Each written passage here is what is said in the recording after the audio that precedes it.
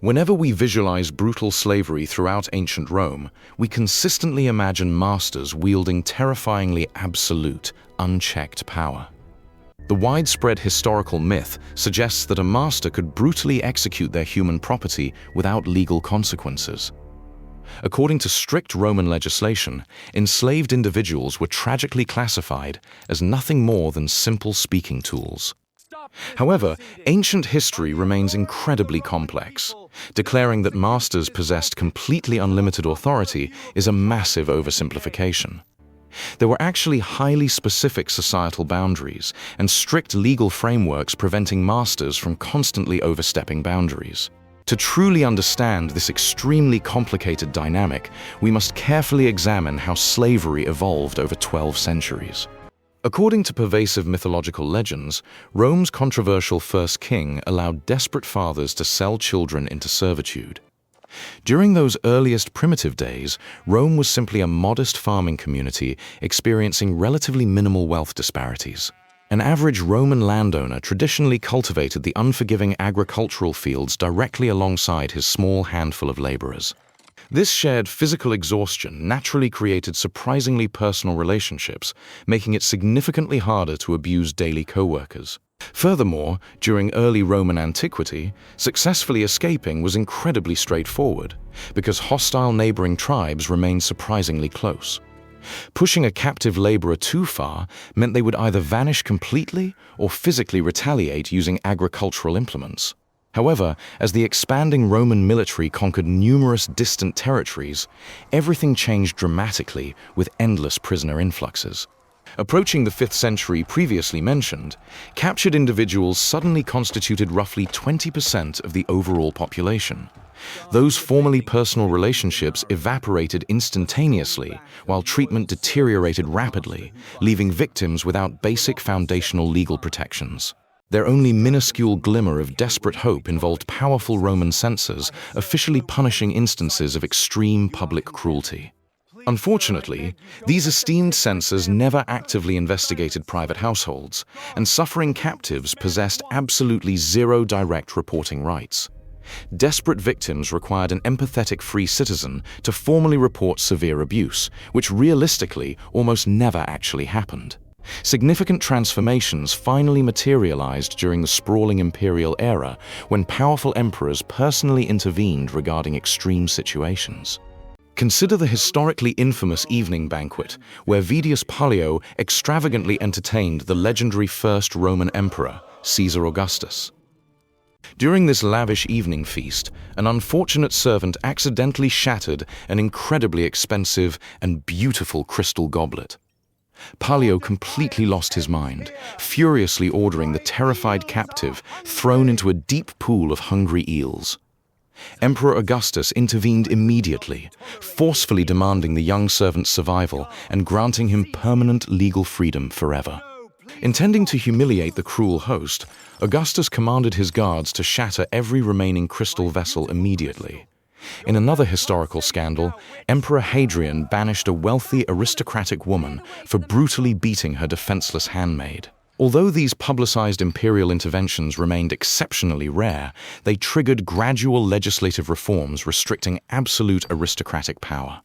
Emperor Claudius decreed that severely diseased servants who miraculously recovered would automatically receive their permanent legal emancipation. Furthermore, if masters intentionally refused burial responsibilities, compassionate strangers could perform funeral rites and financially sue them. Reaching 61 AD, new legislation criminalized feeding humans to dangerous arena predators without formal judicial authorization. Subsequent ruling emperors officially outlawed physical mutilation, while Antoninus Pius ultimately classified the unjustified slaughter as criminal. Intentionally murdering your personal property resulted in severe financial penalties, treating perpetrators exactly like violent street criminals. Emperor Constantine implemented unprecedented governmental measures, legally equating the deliberate execution of servants with murdering free citizens. Unfortunately, this progressive law contained a massive loophole, since authorities only prosecuted deliberate assassinations involving lethal weapons. Whenever captives tragically perished during traditionally accepted disciplinary punishments like severe whipping, masters successfully avoided legal consequences. Additional protective measures emerged through commercial contracts where motivated sellers attached permanent and legally binding behavioral conditions. One specific contractual clause strictly prohibited subsequent owners from granting emancipation, functioning as a permanent disciplinary punishment. Paradoxically, this strict restriction sometimes protected elderly individuals, preventing cruel masters from emancipating aging laborers to starve.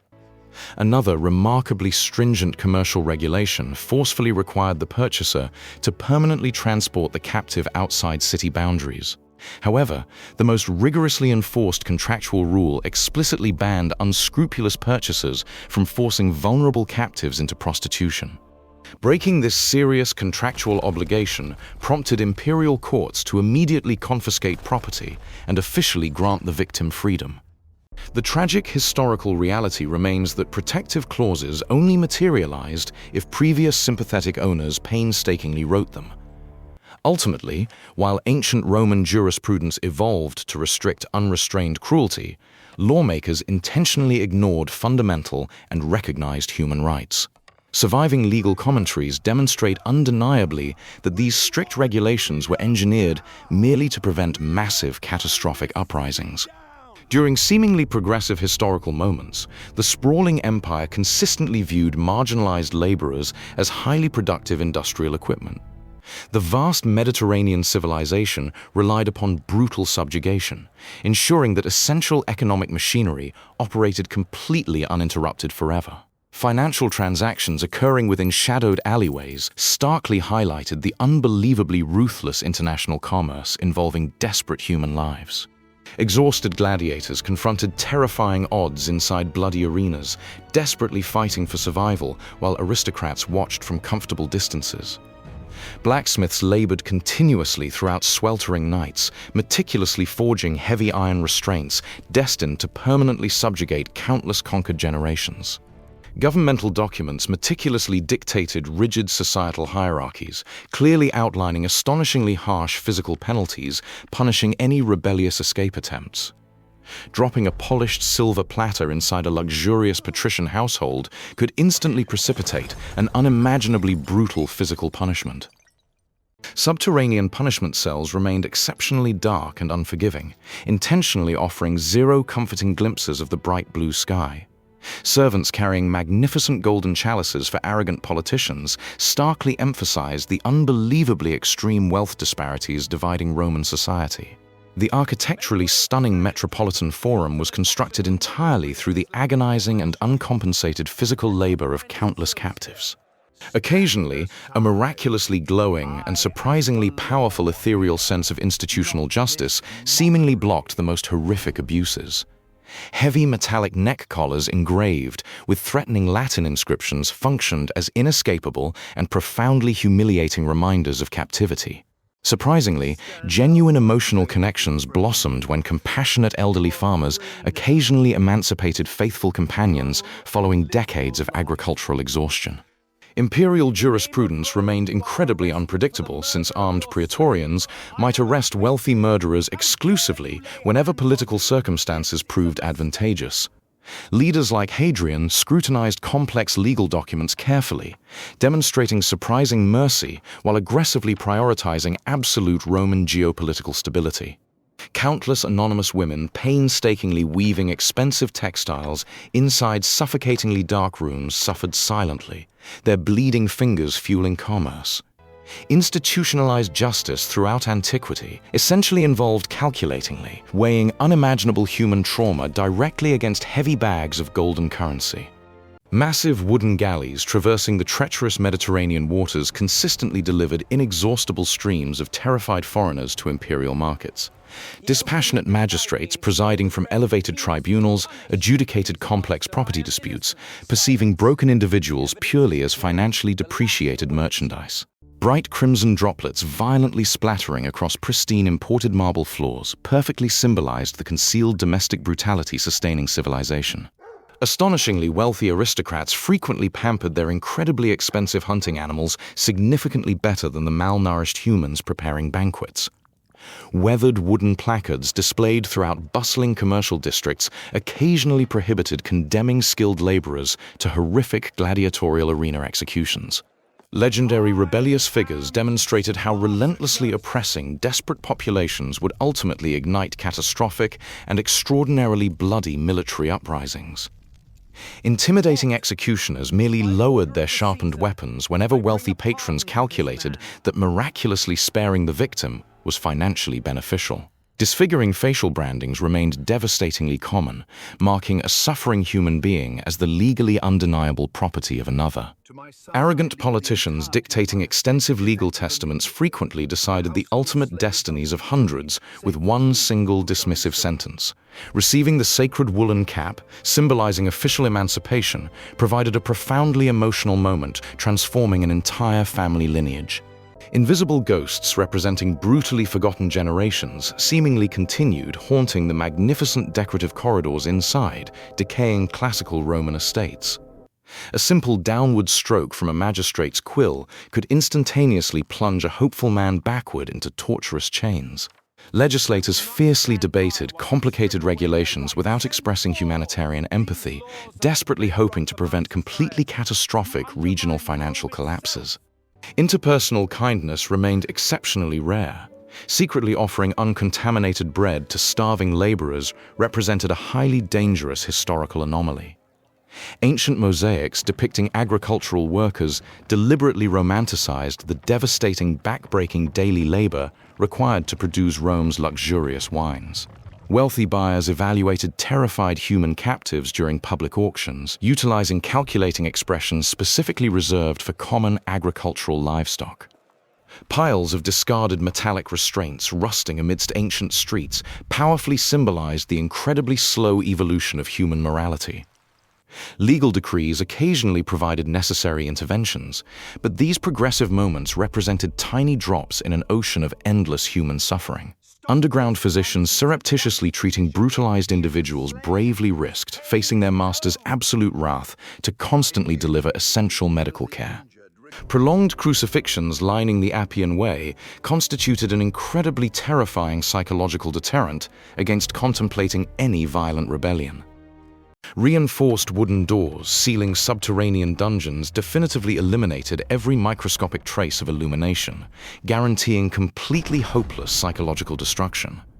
The magnificent golden laurel wreath symbolizing classical civilization always rested heavily atop an invisible foundation of blood-stained weaponry. Legal scribes desperately documenting harrowing personal testimonies regarding horrific domestic abuse were systematically ignored by the corrupt judiciary.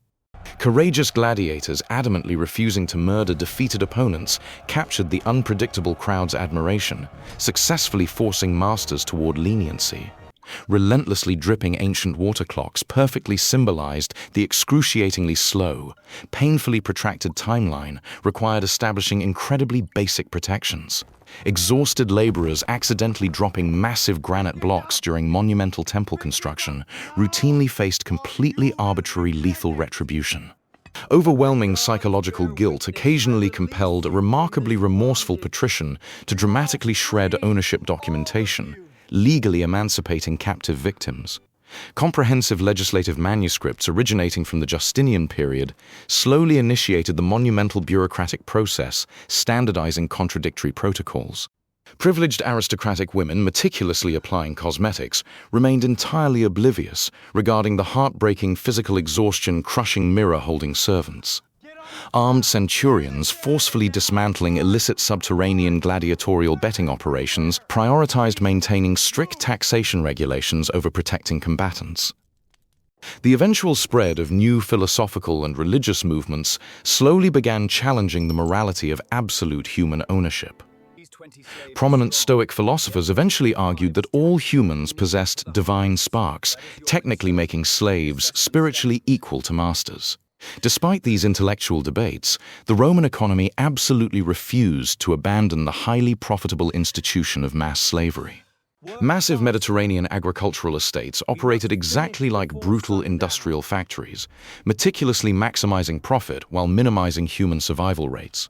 Wealthy intellectuals comfortably debated morality from their villas, completely ignoring the terrible suffering occurring within their agricultural fields. Facial branding constituted an inescapable punishment for captured runaways, permanently marking them as dangerous and completely untrustworthy property. Ruling emperors constantly balanced maintaining macroeconomic stability against the terrifying, ever-present threat of wide-scale violent public slave uprisings. Transporting massive quantities of imported agricultural goods across the expansive empire permanently destroyed the physical health of laborers. During lavish aristocratic funerals, surviving slaves were often strictly forced to perform highly theatrical, completely mandatory mourning rituals. Strict imperial laws punished anyone assisting runaway slaves, utilizing severe financial penalties to enforce strict societal compliance unconditionally. When authorities occasionally stopped extreme public beatings, they were merely asserting governmental dominance over private citizen behavior locally. Captives caught secretly learning to read faced severe consequences because educated slaves were considered highly dangerous intellectual threats. The gradual historical erosion of absolute aristocratic supremacy required centuries of incredibly slow, painstakingly difficult legal reforms everywhere. High-stakes judicial courtroom battles over a slave's legal status often provided dramatic public entertainment for corrupt Roman politicians. The unparalleled architectural glory of classical Rome was fundamentally constructed upon a horrifying foundation of truly unimaginable suffering. Runaways hiding within subterranean networks endured paralyzing terror, knowing discovery meant a brutally agonizing and violently public execution. The brutal institution of perpetual slavery deeply corrupted Roman masters psychologically, completely normalizing extreme sociopathic violence within households. Despite facing horrific survival probabilities, desperate agricultural laborers continually risked absolutely everything to coordinate impossible escapes toward frontiers. The rigid Roman social hierarchy functioned exactly like a suffocating societal cage, systematically preventing upward mobility for millions. Even the most powerful historical empires built upon systemic generational oppression inevitably collapse, leaving behind only fragmented ruins.